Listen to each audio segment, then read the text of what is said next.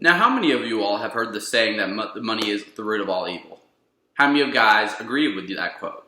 Now, if you agreed, Ayn Rand and yourselves will most likely not have gotten it wrong. Ayn Rand championed money and saw wealth as a symbol of one's productivity.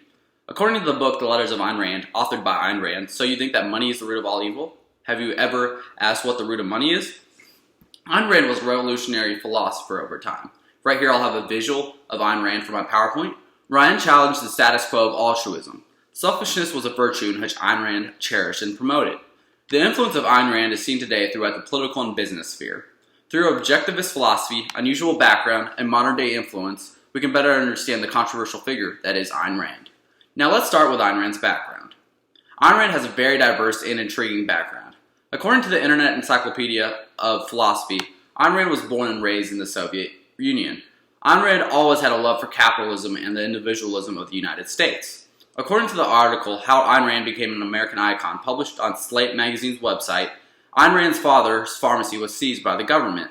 Rand disliked the strong-arm tactics of the Soviet Union and decided to seek refuge in America. Once in America, Ayn Rand struggled to get her novels published due to the pro-communist intellectuals at the time. The Cold War and anti-communist ideology in America allowed Rand the chance to have her novels published. According to the Ayn Rand Institute's website, Ayn Rand sold over 7 million copies of her most known work, Atlas Shrugged. Rand wrote many novels on her objectivist philosophy. Atlas Shrugged helped show Rand ideals that with socialism or other centrally planned economies, civilization will soon become perilous. Along with her novels came a huge following and interest in her philosophy. So now that we've seen Ayn Rand's background, we can better understand her philosophy. Ayn Rand's philosophy is known as the objectivist philosophy. Right here I'll have a PowerPoint with some quotes. According to the appendix in Ayn Rand's Atlas Shrugged, objectivism has 4 main points to it: reason, self-interest, reality, and capitalism.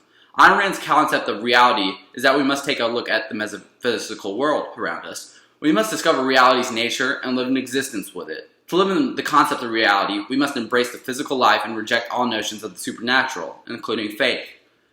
As humans, we must take into account reality and use reason to make our choices. According to the website AynRand.org, to use reason is to reject all forms of faith, authoritarianism, and emotion as guides to life. The concept of self-interest over others is Rand's most revolutionary concept.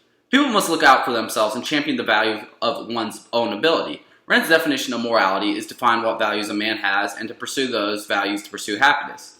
Capitalism was the economic side to Rand's philosophy. Give me liberty or give me death. Rand championed the system of laissez-faire capitalism.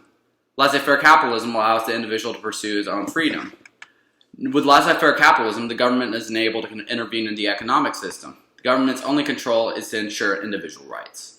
Now that we understand Rand's philosophy, we can better understand her influence in current-day politics and business. Ayn Rand's influence is most notably felt throughout the country.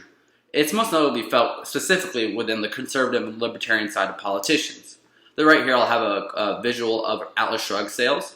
According to New York Magazine's article on House Speaker Paul Ryan, he most openly stated that in the past the only reason he is in politics is due to Ayn Rand's influence on him. Through his filibuster over the Affordable Care Act, Ted Cruz recommended Atlas Shrugged and read passages from it. With the rise of the Tea Party after the elections in 2009, Atlas Shrugged saw a huge peak, according to an article about the Tea Party on the CNN website. Now, moving forward, Ayn Rand has also had an influence on the business community. Billionaire Mark Cuban has often said that whenever he needs inspiration, he reads Ayn Rand. Many capitalist thinkers and economic thinkers have often said that Rand has had a lasting influence in their practices. Now, many people have also disapproved of Rand's philosophy. Most notably, President Obama spoke out against the selfish policy of Ayn Rand's philosophy. HBO host John Oliver ran a whole segment on his show titled, Ayn Rand, How is this still a Thing? So you can see she's been very influential throughout America.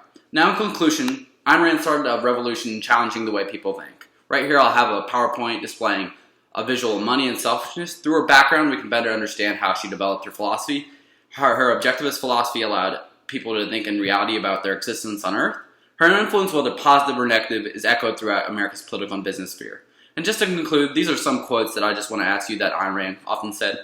Are we our brother's keeper? Are we all supposed to put others' interests before ours? And is money really a bad thing? What incentives are there to create things if there isn't any money, or to innovate? Thank you. That will be all.